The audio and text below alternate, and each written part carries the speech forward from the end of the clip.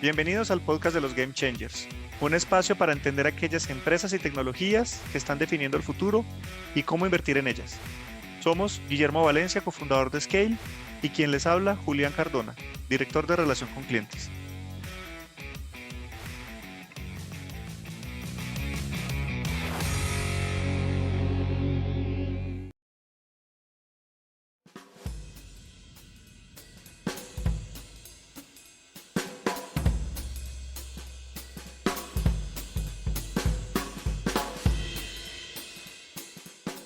El día de hoy tenemos un invitado muy especial. Se trata de Felipe Gómez Bridge, Managing Director de Ashmore Colombia, fiduciaria del grupo de inversiones Ashmore, el cual invierte en mercados emergentes de todo el mundo. En esta conversación con Felipe, hablamos sobre los componentes de las inversiones, el poder de los incentivos y la inspiración que viene del arte.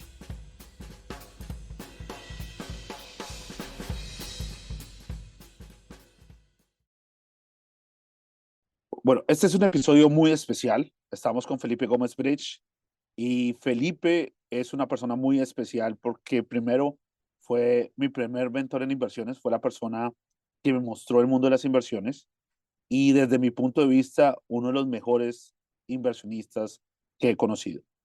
Entonces, vamos a tener una discusión de proceso, vamos a tener una discusión de ideas que no tienen ningún tipo de implicación ni son recomendaciones, pero pues sí es muy interesante tener una visión como la de Felipe. Felipe, bienvenido.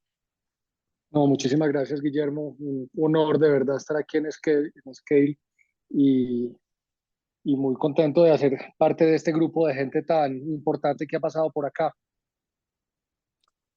Pues bueno, Felipe, pues de una vez entremos en materia. Cuéntanos un poco de ti, cuéntanos un poco de tu experiencia, cómo llegaste a este mundo de las inversiones y en qué andas ahora. Yo quisiera empezar diciendo que las opiniones que doy acá son opiniones personales y que en un momento pues comprometen a la empresa para la que trabajo y con eso pues uno puede, como digo yo, soltar la lengua más fácil. Entonces ya con ese disclaimer, eh, pues yo empecé siendo economista, yo estudié economía en EAFIT en Medellín y ahí empecé a trabajar como analista económico en Su Valor, que era la firma de bolsa pues más importante en su momento. Hoy hace parte pues de un grupo financiero pues muy grande en Colombia. Y fui analista y después jefe de research. Y ahí me mudé a un fondo de pensiones donde dirigí la estrategia de inversión del fondo de pensiones.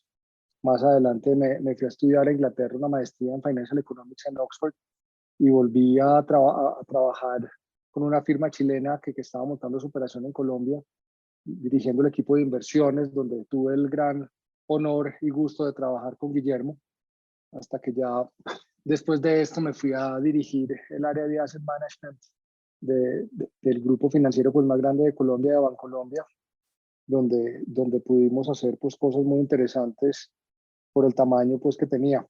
Pero ya después tuve una oportunidad de irme a manejar recursos para un inversionista institucional muy importante del mundo, y eso lo estoy haciendo desde hace varios años. Primero lo hice con Black River, que era la firma de inversiones de Cargill, y ahora con el grupo Ashmore aquí en Colombia.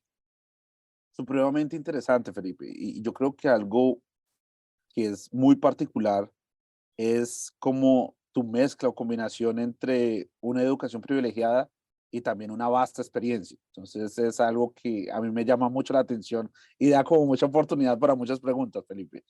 Así que voy a empezar con una que tiene que ver con un momento que tú conoces muy bien. Es el momento Colombia 1998, 2008, una pintura tal vez un poco lúgubre y pesimista, que no era solo Colombia, sino toda Latinoamérica, y de repente, pues, la pintura de inversión era muy diferente. ¿Qué opinas al respecto y qué paralelos pueden existir?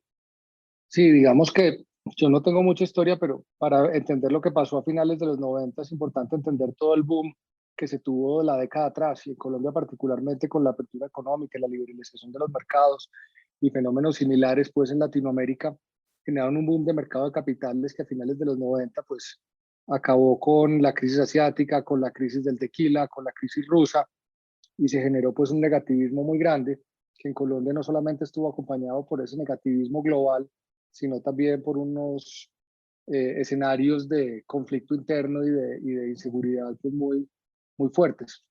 Entonces vimos cómo pasamos de la euforia de los 90 a la depresión y a la crisis y al pesimismo de finales de los 90 y del 2001, 2002, pero después pasó lo contrario y después otra vez volvimos a la euforia y se corrobora mucho esto, la tesis de los mercados emergentes, del cual ni Colombia, ni Chile, ni Perú, ni Latinoamérica pues están totalmente aislados y tienen su ciclo, tienen momentos donde los mercados emergentes crecen bastante y las bolsas transan a múltiplos muy altos y tienen momentos donde los mercados desarrollados son los que se ganan la confianza y la plata sale de emergentes. Entonces, siempre alguien va a decir que la historia es diferente y que this time is different, como dicen muchos economistas, pero normalmente si hay una historia, yo creo que robusta, que corrobora pues que ha habido ciclos en los mercados emergentes que son ciclos largos y que probablemente así como en esa crisis de finales de los 90 y principios de los 2000 tuvimos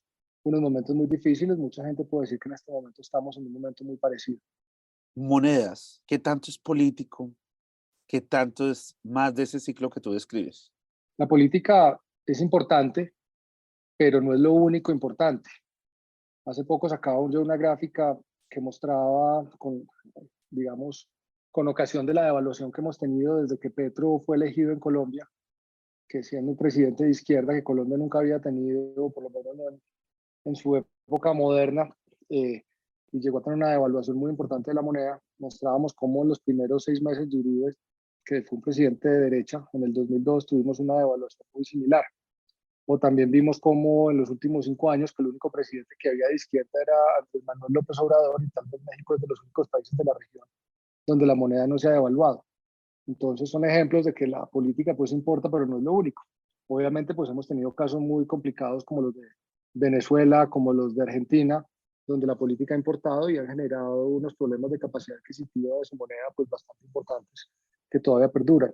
Pero la regla en mercados emergentes es que normalmente los presidentes de izquierda, con algunas excepciones, siempre empiezan con mensajes muy alarmistas y después tienden a, a lograr lo que quieren, que normalmente son posiciones mucho más de centro izquierda, pero tienen que empezar siendo muy alarmistas y tienen que empezar con una posición muy de izquierda y muy complicada para que la gente se asuste y al final es de lo que están buscando.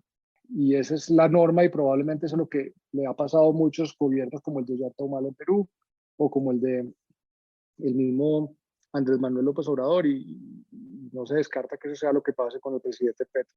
Interesante. Y es que sí es sorprendente el tema de México, ¿no? No sé si Julián, que está en México, tiene alguna pregunta, pero pues a mí sí me llama mucho la atención ese peso mexicano tan estable en comparación al resto de Latinoamérica.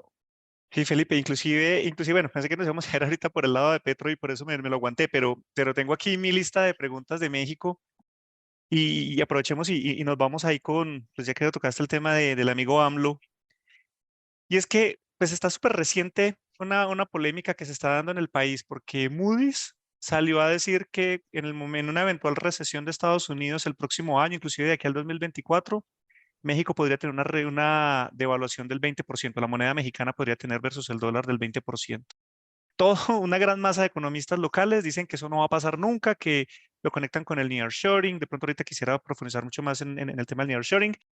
Y, e inclusive pues también salió Berkeley a contradecir a Moody's, en donde pues todos plantean que no se ve que en el 2023 vaya a haber una devaluación. ¿Cómo lo ves con todas esas variables tan complejas y pues obviamente el beneficio que tiene México de estar cerca de Estados Unidos? Sí, yo creo que todo juega un pedazo muy importante y sobre todo el tema de la fortaleza del dólar, que yo creo que en su mayoría ha venido por la cuenta financiera. Cuando uno mira cifras de la posición extranjera de inversión que tiene Estados Unidos, uno encuentra que hay más de 80% del PIB o alrededor de 80% del PIB en Estados Unidos representa la posición de extranjeros que están invertidos en Estados Unidos. Y invertir en México es invertir en Estados Unidos en gran parte. Si uno quiere estar expuesto a la manufactura mexicana, está expuesto a la manufactura estadounidense porque es el gran exportador pues, a Estados Unidos. Y lo mismo pues en algunos otros servicios. Entonces, si no lo miremos solo desde el punto de vista de la balanza comercial, donde México se ve muy beneficiado por el petróleo y por precisamente esa exportación que tiene Estados Unidos, pero miremoslo sobre todo también por la cuenta de capital, donde México, así como Estados Unidos, ha sido el gran beneficiario de los flujos de capital en el mundo, porque es donde se está generando innovación tecnológica y donde también se está generando también algo de flight to quality recientemente. Entonces ambas cosas han favorecido la moneda y AMLO se ha comportado, digamos, sin ser alarmistas, de una forma friendly, de una forma amigable con esa inversión pues que está llegando. Por lo menos no le ha puesto talanqueras, no ha salido con el tweet a satanizarla, como si puede ver uno a veces algunos presidentes que sí les gusta satanizar esa inversión extranjera. Entonces la gente está entrando segura y tranquila. Sin embargo, ahorita pues se está abriendo la polémica, pues porque como él ha venido con su política energética buscando que solamente industria mexicana pueda hacer la exploración y la extracción de hidrocarburos, que en el gobierno anterior de Peña Nieto se había abierto precisamente a cualquier empresa del exterior pudiera venir al territorio mexicano a explotar el petróleo, pues por ahí empieza también a haber como discusiones y controversias respecto al Tratado de Libre Comercio. Incluso con esas discusiones se ve que, y además de la presión a nivel internacional, pues por la fortaleza del dólar, se ve que aún así todos estos beneficios que tiene México con su cercanía a Estados Unidos ayudaría a mantener la moneda relativamente estable versus el dólar. Pues yo sí creo que si el dólar se empieza a debilitar, probablemente México eh, no le, tenga algo de coletazos pues por esa debilidad del dólar, pero no debería ser una forma demasiado fuerte. Yo creo que le va a importar mucho más es qué pase con el petróleo. Por el contrario, si el petróleo sigue subiendo, pues a México le puede ir incluso mejor. Y que tanto pase pues con China y otras cosas, porque si se mantiene la incertidumbre con China, pues probablemente independientemente de que el dólar se fortalezca más o se debilite más, pues probablemente las empresas van a tratar de seguir buscando un poco más de seguridad y México pues puede estar siendo el principal destino. Y imaginémonos que la moneda mexicana se devalúe un 20%, se devalúa un 20%. Y hoy, si hoy es atractivo para el americano y para el mundo invertir en México, imagínese con una moneda 20% más barata. Su mano de obra va a ser más barata, su CAPEX tiene que girar menos dólares por el CAPEX que tiene que hacer. Entonces, entonces yo sí creo que en el corto plazo veo difícil que eso se dé.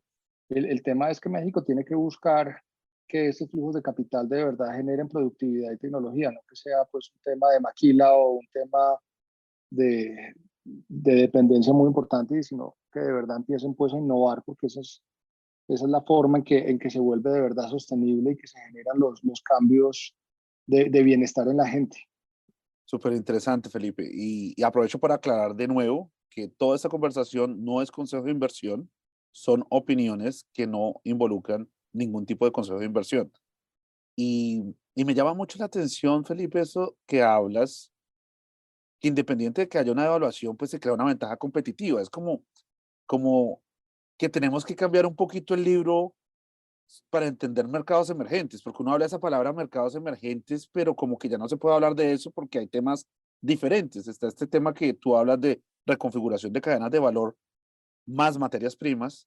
Están los países emergentes que tienen todo el tema de materias primas muy interesante. Hay otros de demografía, hay otros como Vietnam que también tiene que ver esto con el nearshoring. ¿Cómo ves la pintura ahí? Para mirar otra vez, digamos, esa ciclicidad de los mercados emergentes, hay que entender de verdad qué es lo que están trayendo ellos a la mesa dentro de los factores de producción. Inicialmente los mercados emergentes traían commodities y tierra. También cuando el dólar o las monedas de los países desarrollados estaban fuertes, pues traían mano de obra haciendo maquila y este tipo de cosas. Y eso es lo que nos ha caracterizado y ha caracterizado la ciclicidad de estos mercados.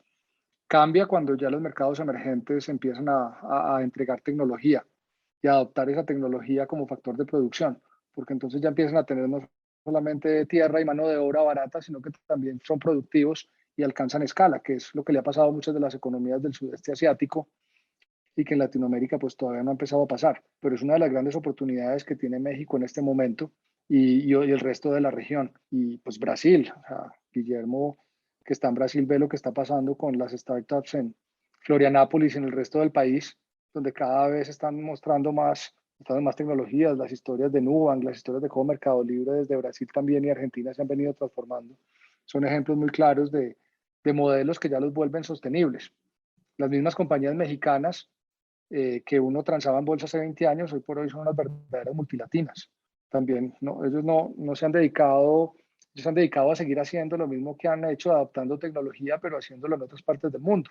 Entonces uno va a Estados Unidos y uno ve que gran parte de la panadería la vende una compañía mexicana y ve los camiones de cemento de las compañías mexicanas andando por la calle y en Europa también.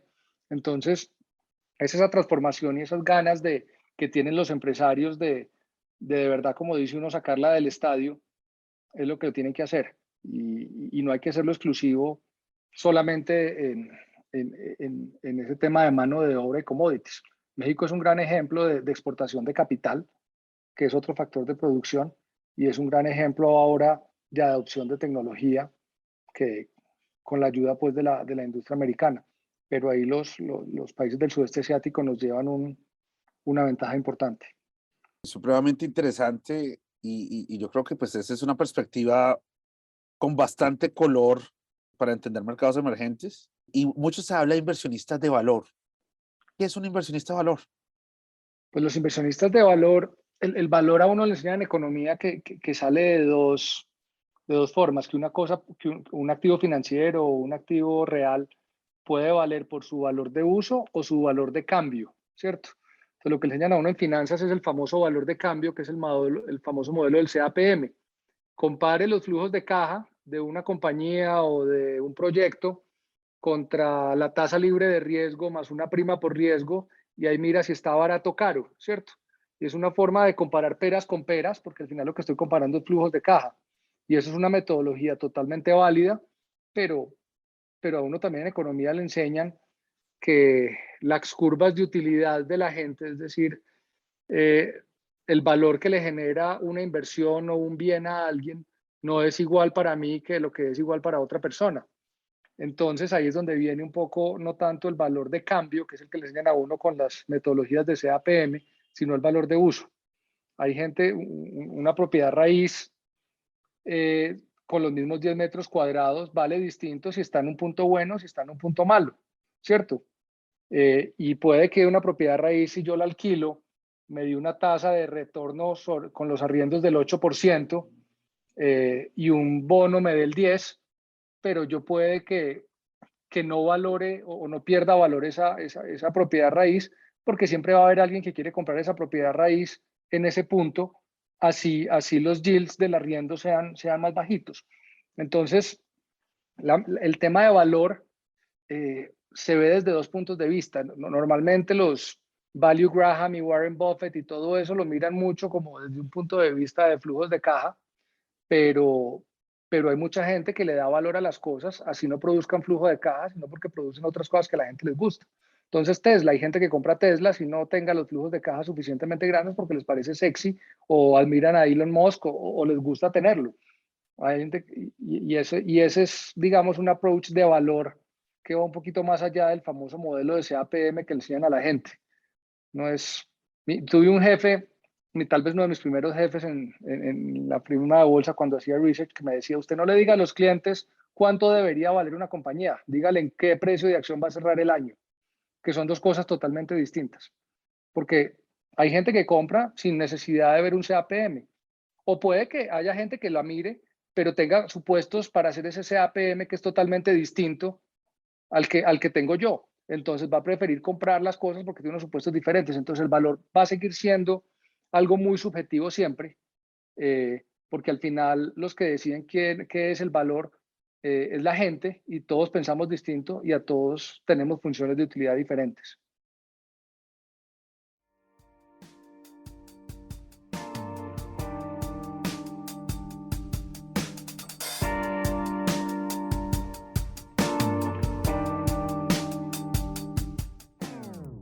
Este podcast es patrocinado por Scale. Scale empodera a las personas para que entiendan, inviertan y generen riqueza monetizando el cambio. Scale ofrece servicios para la toma informada de decisiones y brinda acompañamiento personalizado a sus clientes, con información oportuna asociada a sus portafolios de inversión. Agenda ya una llamada con nuestros representantes en scale.macrowise.co.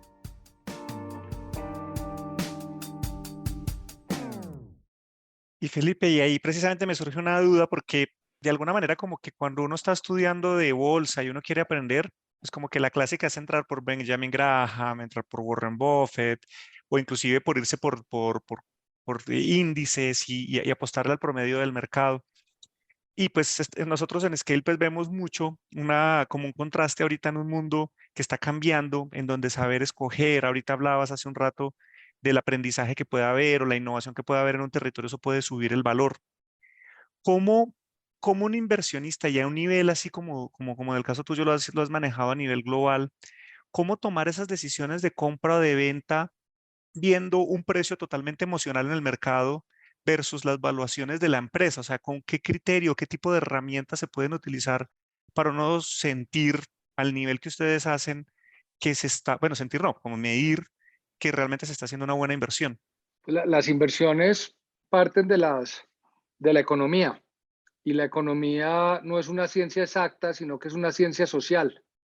Y eso implica que hay que entender muy bien el comportamiento de la gente y todos nos comportamos diferentes.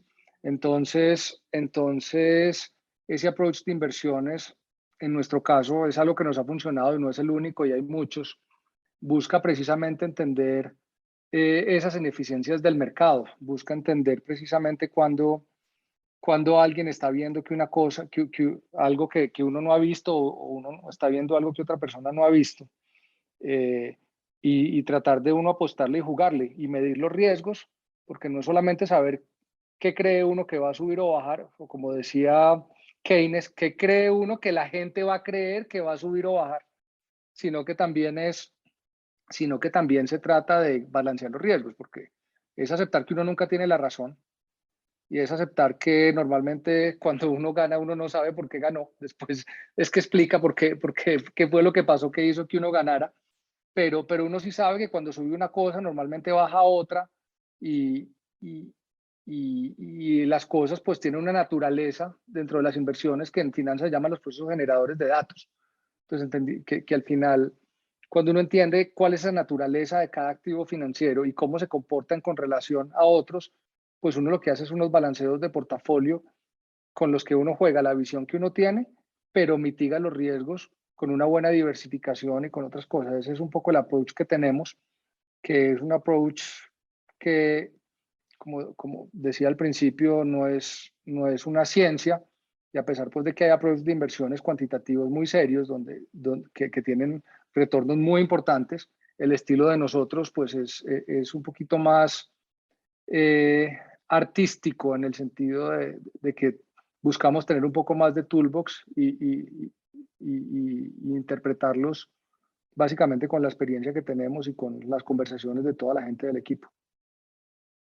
Hay una frase que a mí siempre me llamó la atención de Picasso, que él cuando hablaba del arte decía, el arte es esa mentira que necesitamos para entender la realidad. Y con esto que tú dices, yo cuando pienso en la burbuja de los 90 en Japón, era una mentira que se necesitaba para entender una realidad que estaba pasando. Tal vez en ese pánico del 98 necesitábamos sentir ese pánico para poder ver la oportunidad que se estaba gestando en commodities y en mercados emergentes.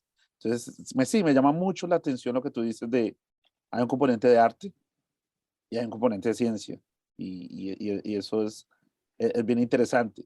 Inversionistas de valor no siempre piensan en Warren Buffett, pero poco se habla de su socio Charlie Munger. ¿Qué piensas de Charlie Munger?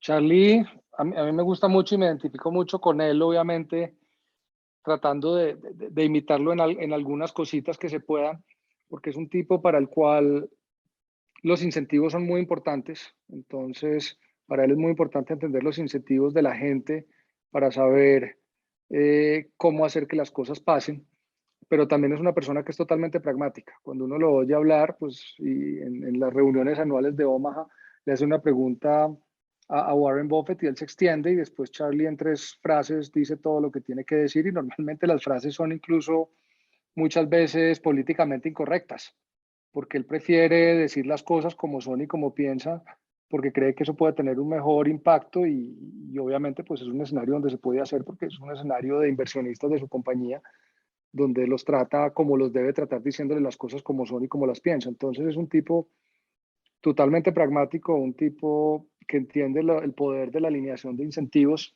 y como decía ahora es un gran ejemplo y un faro pues en todo este mundo de las inversiones. Yéndonos de Estados Unidos y pasando aquí a Brasil, Jorge Paulo Lemann. ¿Qué lecciones hay ahí? Jorge Paulo es muy parecido en el sentido de creer en el poder de los incentivos y en la practicidad de las cosas. De hecho, pues él ha hecho negocios pues con Warren Buffett y con Charlie Munger, pues que algunos dicen que han salido bien, otros que no tanto, pero en algunas cosas pues coinciden. Eh, y básicamente él busca que los incentivos de la gente estén alineados, piensa en grande. De hecho, el libro de la biografía de él se llama Un sueño grande, porque él básicamente cuando hace algo lo hace para de verdad ser importante y relevante. Tipo disciplinado con su carrera de tenista y un tipo que cree en que uno debe ser un one trick pony, es decir, debe ser una persona que debe hacer algo, una sola cosa, pero hacerla demasiado bien. Eh, y yo creo que es algo pues que le ha funcionado bastante bien y ha creado pues unos monstruos de compañía y unas track record de inversiones pues impresionante. Valor. Hemos visto eso que mencionabas de valor de uso. Después nos hablas de Charlie Munger y el tema de la percepción. Jorge Paulo y Charlie, los incentivos, que también nos ayudan a entender el valor. Y pensar en grande. Y yo creo que ahí la arquitectura, la representación de una sociedad es algo como muy llamativo. Yo sé que a ti te encanta un arquitecto muy famoso que es Oscar Niemeyer. ¿Por qué te gusta tanto? Porque él no solamente se conformaba con hacer obras que sirvieran a la gente, que fueran funcionales, sino que se buscaba que generaran belleza y que generaran eh, recordación y que la gente se sintiera feliz con la belleza que él estaba creando.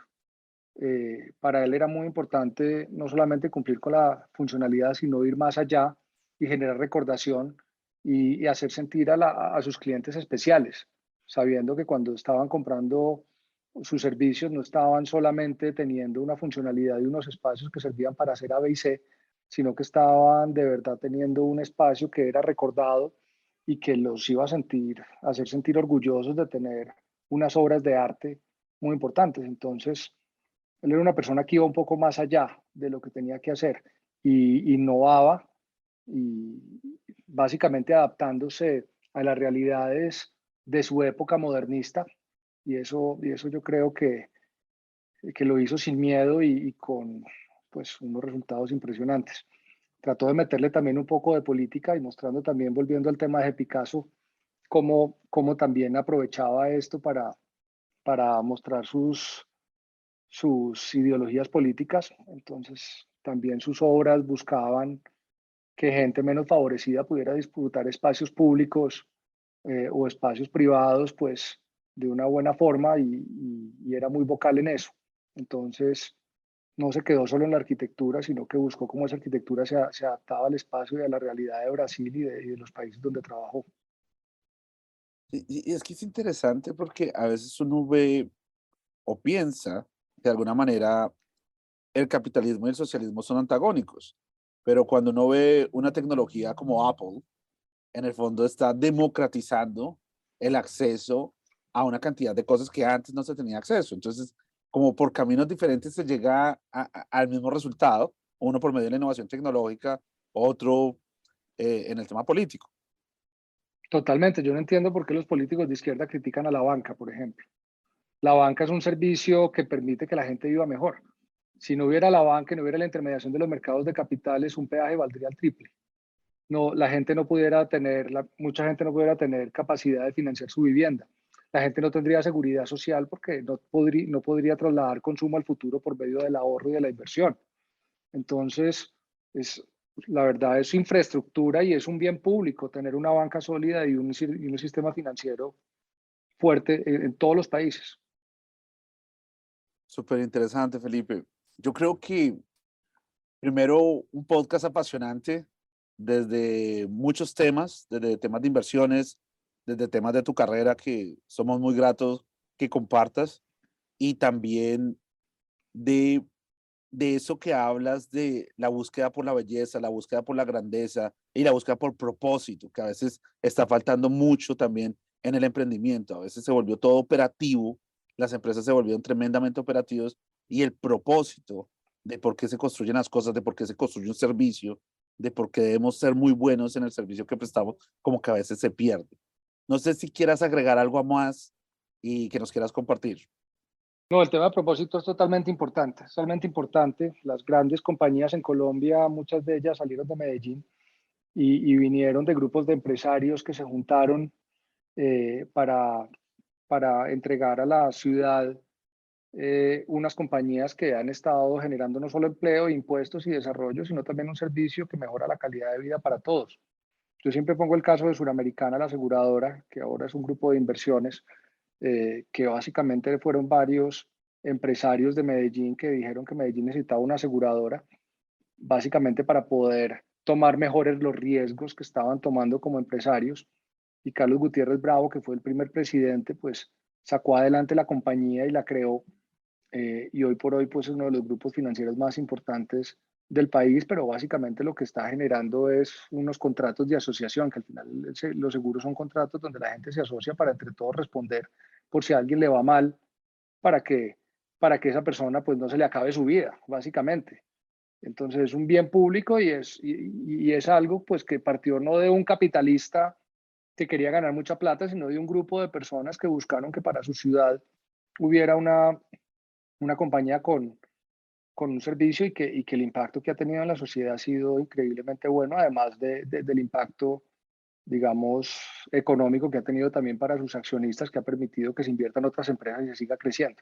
Entonces, ese tema de propósito es muy importante y yo tiendo a pensar que cuando a uno hace una compañía pensando solamente en la plata y en uno, esas compañías normalmente no les va tan bien, sino que uno tiene que pensar también en cómo impacta positivamente a la sociedad, porque ahí es cuando se vuelven de verdad sostenibles en el tiempo.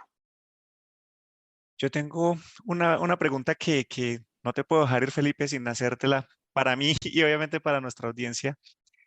Nuestra audiencia es una audiencia con mucho apetito de aprender, les gusta estos temas de las inversiones, nos siguen en las redes, cada que sale un mensaje nuevo con alguna tendencia a lo que está pasando en el mundo, en el contexto, pues como que interactúan o nos preguntan.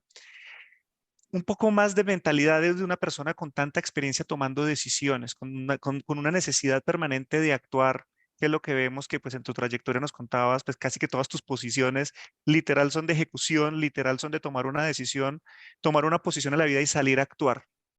En este juego de mentalidad, ¿qué mensaje le podrías dar a la audiencia para moverse a la acción, para prepararse para tomar una decisión y efectivamente salir a actuar y bueno, y lo que puede seguir después de esto?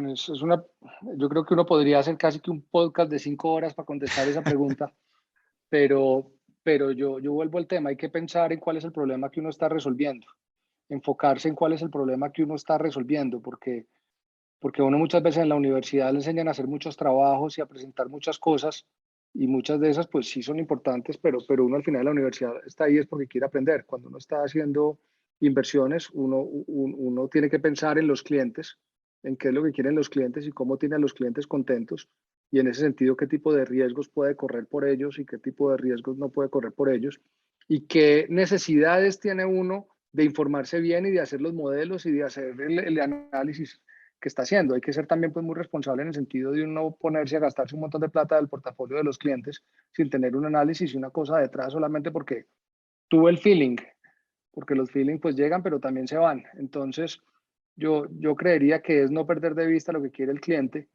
y cuál es el problema que uno está resolviendo. Y cuando uno mezcla esas dos cosas, se da cuenta que lo que tiene que hacer es trabajar duro y hacer mucho análisis y mucho research para poder tomar las decisiones. ¿Y cómo encontrar ese momento? Porque también está el dicho de parálisis por análisis. ¿Cómo saber cuándo el análisis es suficiente para moverse a la acción? Mi papá dice que cuando uno tiene 20 años, uno toma las decisiones con el 20% de la información y cuando tiene 65 necesita el 80%, ¿cierto? Lo que pasa es que normalmente a los portafolio managers que tienen 60, 70 años les va mejor que a los que tienen 20. No necesariamente porque los de 20 no sean buenos, sino porque saben que necesitan más información, pero sobre todo porque la experiencia lo que hace es que ese análisis no genere parálisis. Yo creo, cuando uno tiene experiencia, uno sabe cuál es el tipo de análisis que de verdad importa y cuál es el que no. También se equivoca, obviamente. Y cuando tienes 50 años se equivoca menos que cuando tienes 60. Se equivoca más que cuando tienes 60 y cuando tienes 60, pues probablemente ya, porque se vuelve uno más productivo y más analítico y tiene más experiencia y aprende a reconocer patrones de una mejor forma. Entonces, yo sí creo que la forma en que el análisis no genera parálisis se llama experiencia. Genial, genial. Y como tú dices, eso va para otro podcast porque hay un tema gigantesco de aprendizaje, del continuo toma de riesgo y aprender de errores. Eso va para otro podcast, mejor dicho. Bueno, No es Felipe, fácil. yo creo que tocamos muchos temas, muy generoso con tu tiempo. Yo sé que tienes una agenda supremamente apretada y has sido muy generoso con el tiempo y pues un abrazo gigante y muchas gracias por este espacio. No, muchas gracias a ustedes. Yo me siento muy honrado de estar acá. Yo soy usuario muy fuerte de todo el análisis que hace Guillermo y hace con su equipo. La verdad nos sirve bastante. Son de verdad gente que hace las cosas muy bien. Entonces, para mí es de verdad un honor y un placer estar aquí. Gracias, Felipe. Muchas gracias.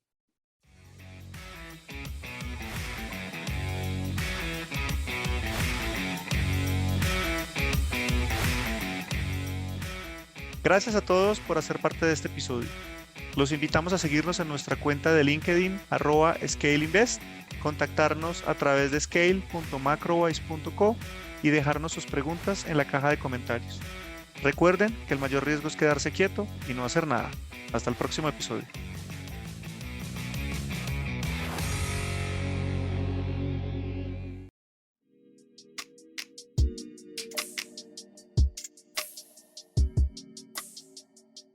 Ten en cuenta que los contenidos de este podcast no son un consejo de inversión y son publicados únicamente con fines informativos y educativos. Es responsabilidad del oyente realizar la investigación apropiada y tomar sus propias decisiones antes de invertir.